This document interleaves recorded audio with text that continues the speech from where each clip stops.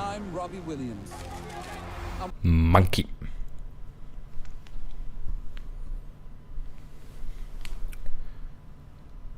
So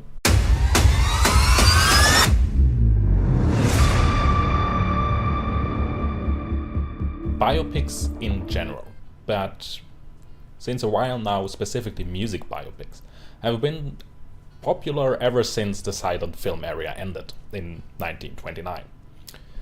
Musical legends across the vast template of genres have since had their life seemingly laid bare on the big screen, while the more or less well-chronicled life of classical music legends such as Mozart or Beethoven, as well as other larger-than-life artists, established the genre throughout the majority of the 20th century, the lives of entertainers, specifically, slowly but surely rose to be the main subject of our cinematic fascination regarding our thirst for a look behind the artist's persona for us as an audience.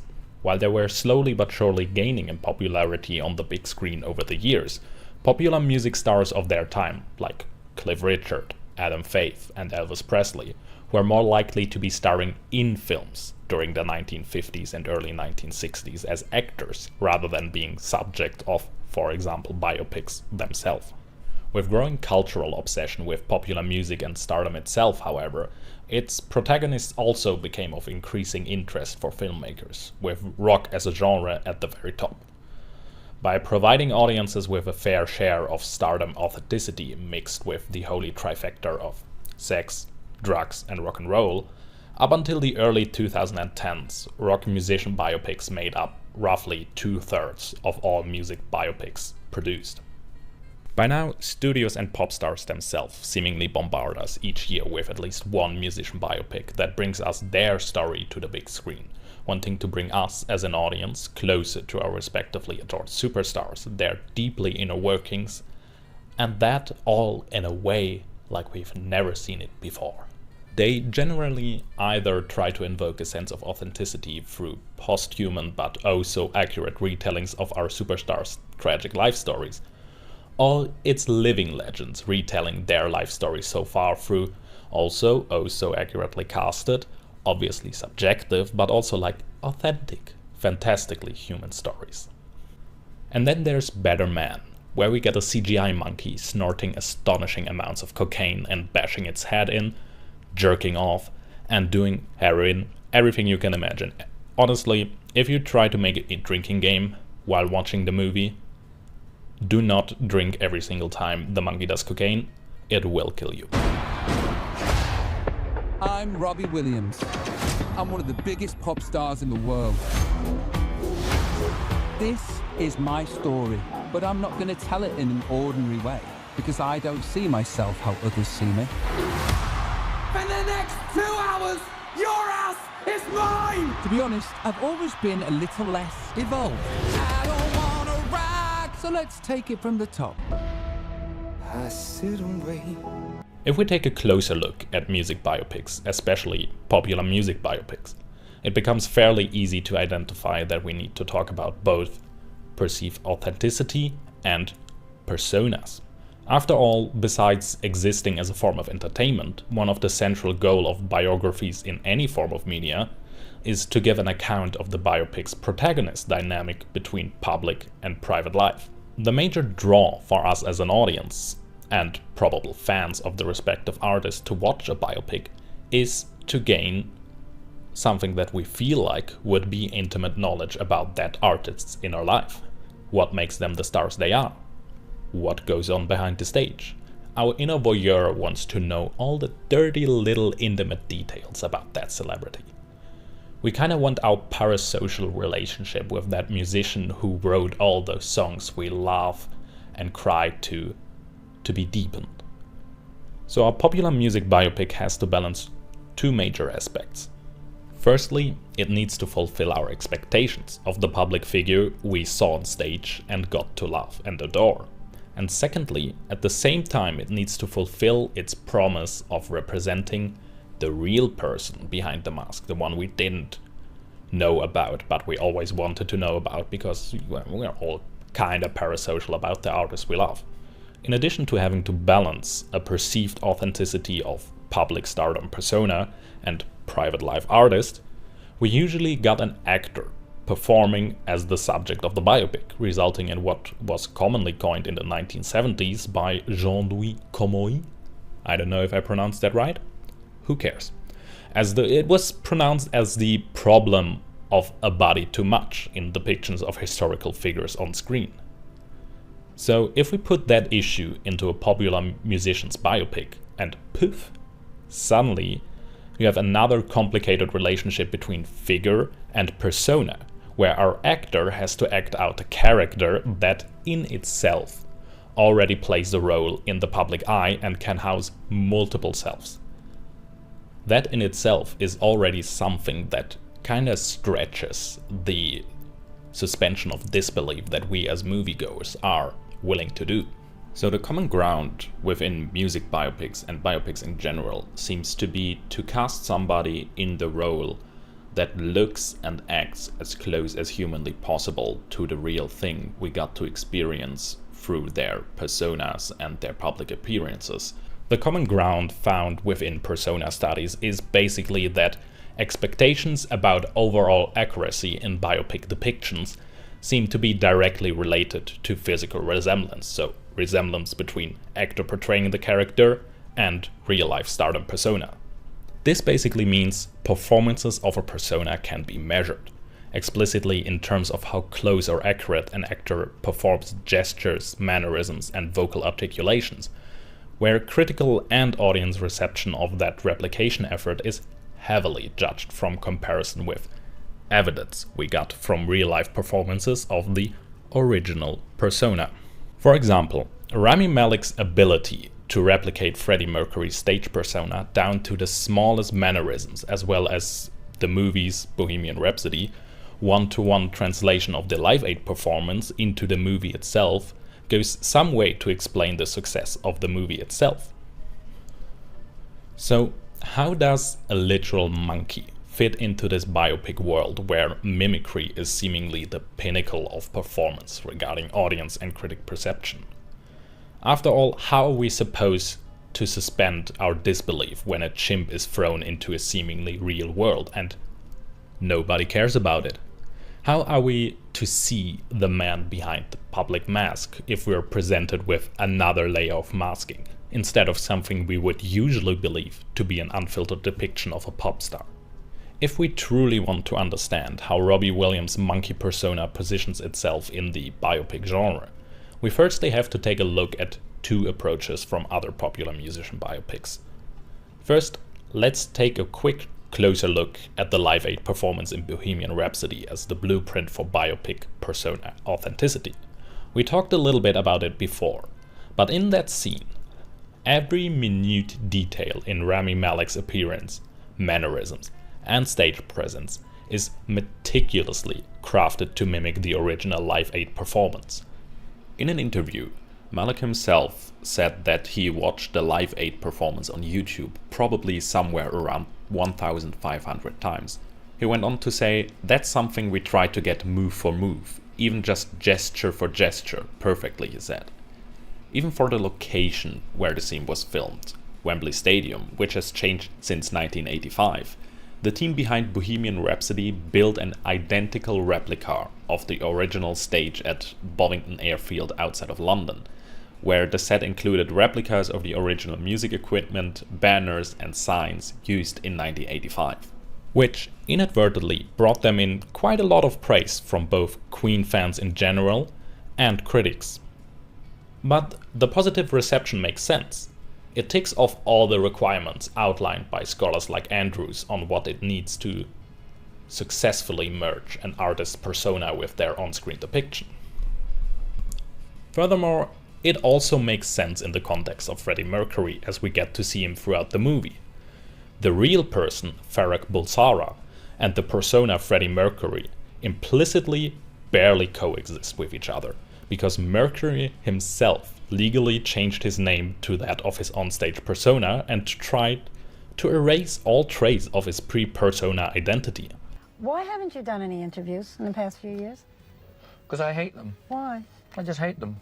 I hate talking to people I don't really know. People do get the wrong impression of me because I've got It's the media basically built me up being a real ogre and a tyrant on stage, because of the way I come across on stage, I'm very volatile, and that's the only part they see of me. I mean, if I don't talk to everybody, so they don't really know the real me, and I don't think anybody will.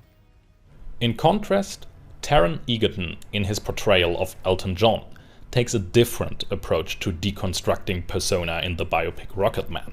This approach of focusing more on capturing the spirit of Elton John as a persona and person instead of mimicking it also translates into the way the movie itself works with its shot and the use of music. Music is not only used as a showcase of authenticity to the targeted persona, but as a narrative device to showcase the persona's inner workings. I'm gonna borrow a little bit more from Andrew's excellent scene breakdown here. So, the first interaction occurs in Elton's rehabilitation group, prompted by the therapist asking him, "What were you like as a child, Elton?" As a child? Musing on his answer, Elton is distracted by the sound of a bicycle bell, a sound of uncertain diegetic provenance in the soundtrack. He turns to see 5-year-old Reggie, dressed neatly in school uniform and perched on a trike, staring back at him. As Elton begins to sing "The Bitch Is Back," starting with the lyrics, I was justified when I was 5. Reggie, filmed in the medium close-up from a slightly high angle to replicate Elton's point of view, smiles and shakes his head. Eyeline-matched reverse shots show Elon confused and frustrated by this encounter with his judgmental inner child. The physical co-presence of Elton and Reggie is repeated several more times in the film, using this eyeline match shot reverse shot structure combined with wide-angle 2 shots, which show both actors on screen at the same time. Conventional film grammar for a conversation between two people is used to literalize the conflict between person and persona. Those two examples neatly show what Moore, in his breakdown of musical personas, refers to as the 3 layers of vocal identity, where the layers of performer as the real-life artist, persona as the character created for the song, which is shaped by vocal style, production and performance, and protagonist as the character within the narrative of a song, intertwine or remain distinct, even within the additional layer of an actor performing within a biopic. Malek's Freddie Mercury stays in line with the original artist's desire to separate those layers, whereas Egerton's Elton John purposefully merges those lines, just as it was a struggle for the original Elton John to work through his private and public identity. This approach to the relation between an artist, his private life and his public persona makes sense. It is what makes those movies work respectively. Now, if we compare those two examples to Better Man, on a surface level there doesn't seem to be that much of a difference in regard of persona approach through the depiction in movie other than the monkey, as well as the story itself.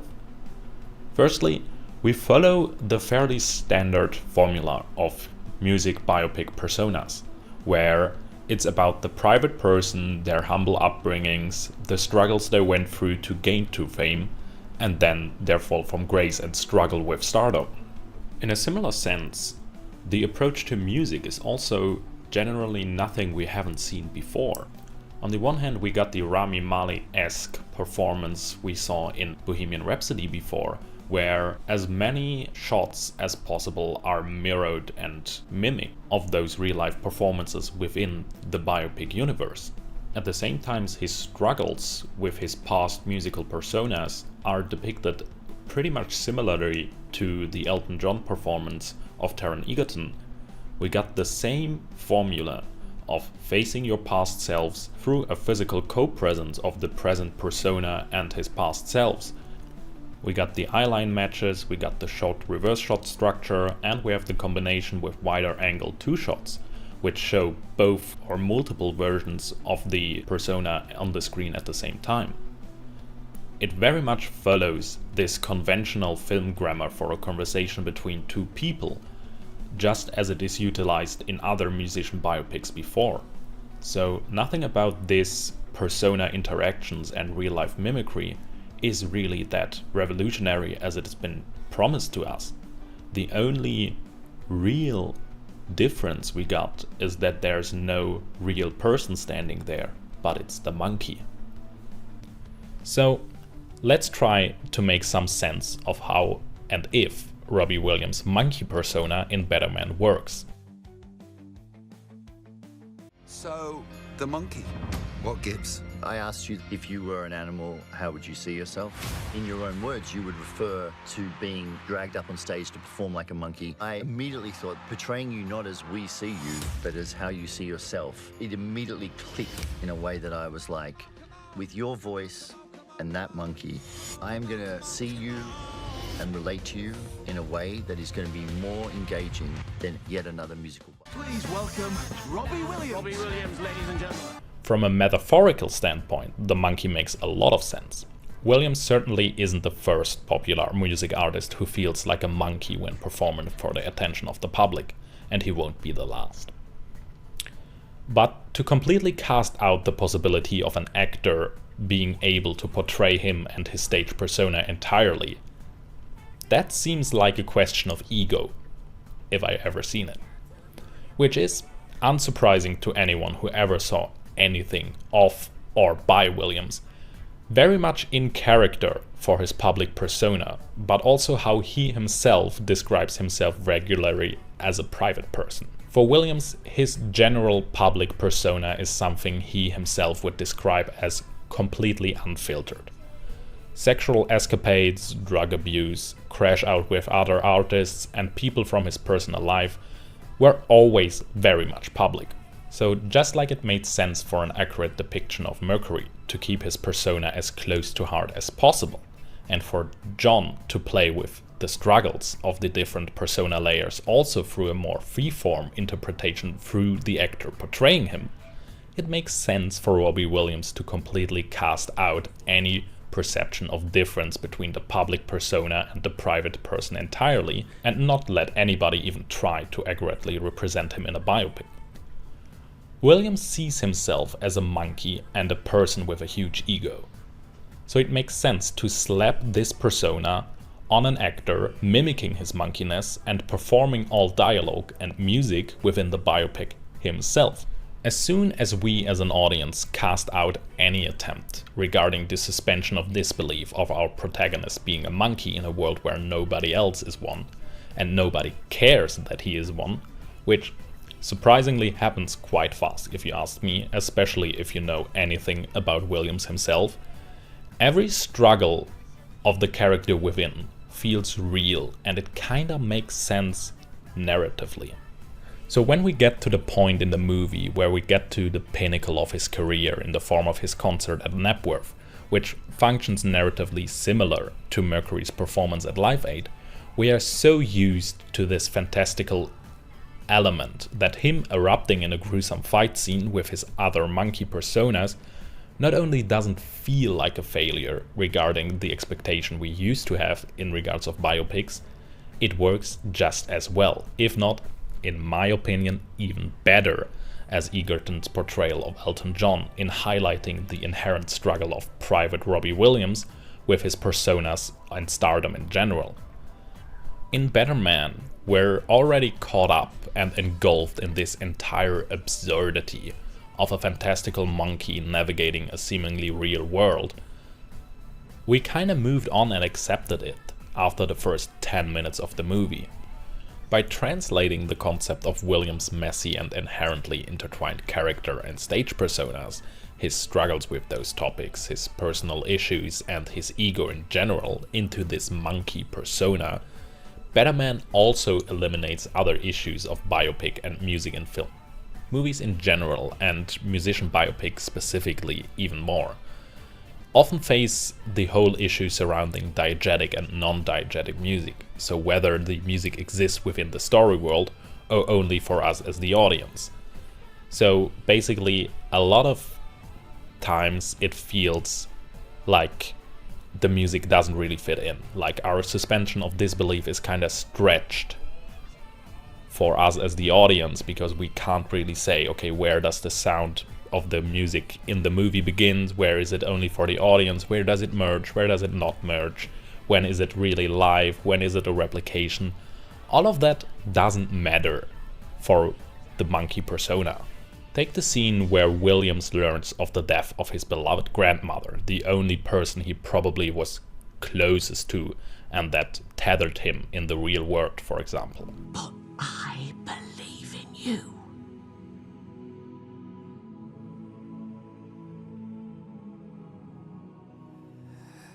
I sit and wait.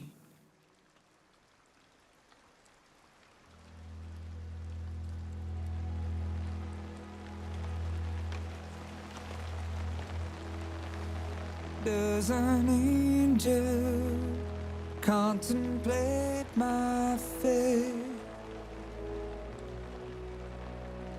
Do they know the places where we go when we're gray and old?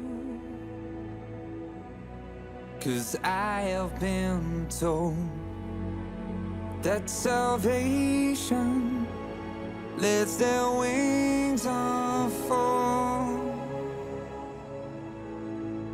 So when I'm lying in my bed, thoughts running through my head, and I feel that love is dead, I'm loving angels instead. And through it, oh, she offers me protection, a lot of love and affection, whether I'm right or wrong. And down the waterfall, wherever it may take me, and know that life won't break me. When I come to calm, she won't forsake me. I'm loving angels instead. Nothing is there to suspend our disbelief. Nothing even tries to fool the promise of biopic authenticities the way Bohemian Rhapsody tried so hard to do so. Is the sound only in the scene for us as an audience? Is it audible for the people in the movie as well? Is it audible for the audience within the music? Where are the lines between performer, persona and protagonist here? It's all over the place. Everything is blurry and interconnected all the time. But we don't care. The scene just works. We deeply come to empathize with this egomaniac, drug-abusing monkey. And we don't care that nothing is coherent at all. By employing similar shots and visual approaches as the flashbacks in Elton John biopics and cranking it up couple hundred percentages only, just a slightly tiny notch, we basically get the same effect, but without having this suspension of disbelief, even something we would have thought of, because we don't need it anymore. He's a monkey, so of course this makes sense as well, I guess. All those things I talked about before, where it's important for the audience to be able to suspend their disbelief in a performer, that doesn't matter here anymore. Better Man as Robbie Williams' biopic and the monkey persona within it purposefully play into every single stereotype of the biopic genre. For example, we got the same story beat, we got the rise to fame, the toll it has on the artist, blah blah blah blah blah, everything we know of it, everything we expect of it. Just to disregard every convention we have become to expect from it regarding authenticity and biopic personas. Just like Robbie Williams as an artist and public persona himself, Better Man tries to convince us that it's not playing by the rules, that it doesn't care what we think of it, or if it fits into the restrictions and conventions we have come to expect from a musician's biopic, while at the same time embracing everything stereotypical regarding superstardom and celebrity personas there is. Just like Robbie Williams himself, Better Man tries to jump off the line of convention, just to be stuck in the net of what is the entertainment industry. And that is what makes this roughly 100-minute chimpanzee fever dream work in such a beautifully absurdist and at the same time completely stereotypical way. And through it all, she offers me protection, a lot of love and affection. and down the waterfall, wherever it may take me, and know that life won't break me. When I come to calm, she won't forsake me.